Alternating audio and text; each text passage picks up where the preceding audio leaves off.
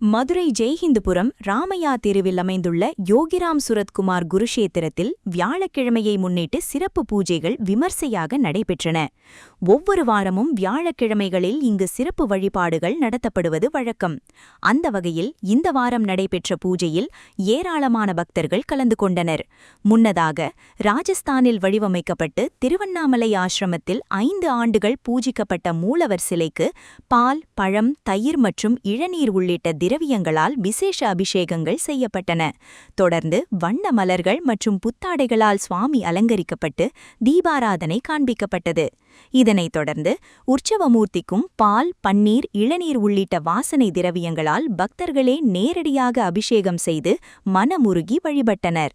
திருவண்ணாமலையில் வாழ்ந்து கையில் எப்போதும் பனை ஓலை விசிறி வைத்திருந்ததால் விசிறி சாமியார் என்று அன்போடு அழைக்கப்பட்ட மகான் யோகிராம் சுரத்குமார். பீகாரில் பிறந்து ஆன்மீக தேடலால் தென்னிந்தியா வந்த இவர் தன்னை ஒரு பிச்சைக்காரன் என்றே கூறிக்கொண்டார். அவரது நினைவாக மதுரையில் அமைந்துள்ள இந்த குருஷேத்திரத்தில் நேற்று பக்தர்கள் அனைவரும் பஜனை பாடல்களை பாடி பக்தி பரவசத்துடன் சுவாமி தரிசனம் செய்தனர்.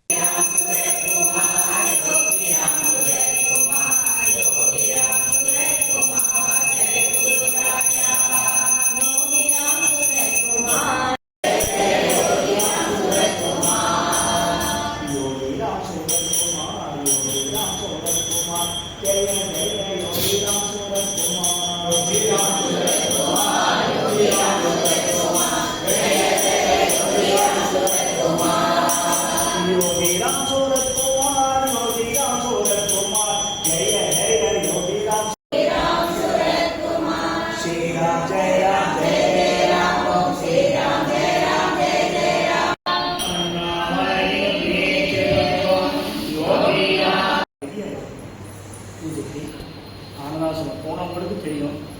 ஏன்னா சுவாமியே சொல்லிட்டார்.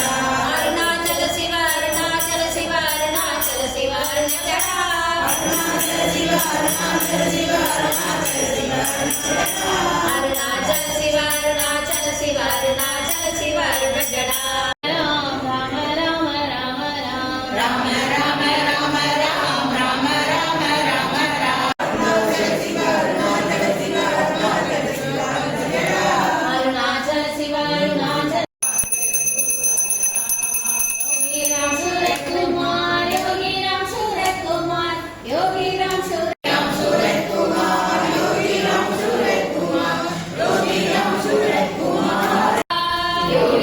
Surat